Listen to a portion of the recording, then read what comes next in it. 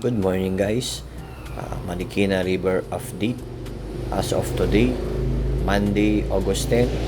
Time check, 10:30 AM.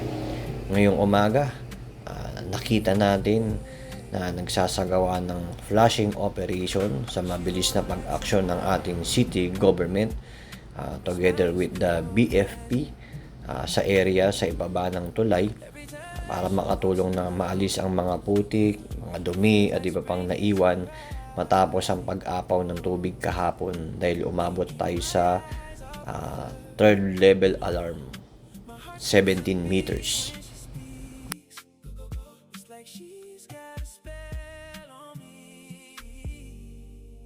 She makes me float, float, float, float, float, float, float, float, float, float, float, float, float. I could lose myself in this feeling.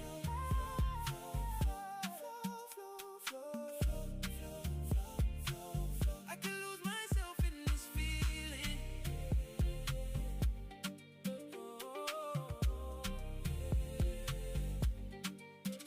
She don't need to say a word. I know what she wants from me.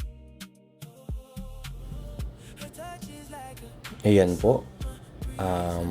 Check natin ang level ng Marikina River. Nasa 16 meters. Nakatumbas ng second alarm level. Kung mapapansin nyo ang lakas ng agos ng tubig. Ayan po. Ayan sa ibaba. Nandiyan pa rin yung tubig. Pero malaking bagay na tumigil ang ulan, kaya ayan po, kahapon may tubig yan, ngayon bumaba na ang level.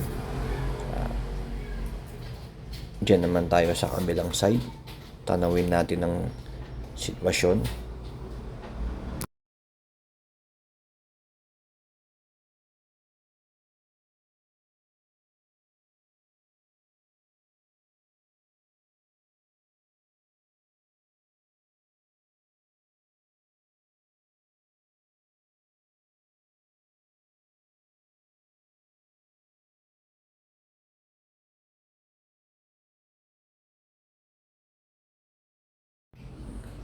Ngayon naman po, zoom natin, tingnan natin, nakita nyo yung statue na si Marikit.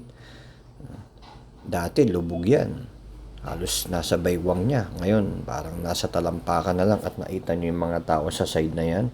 Nakita nyo, halos nandyan na, nakatungtong na sila dyan sa side na yan kasi bumaba yung level.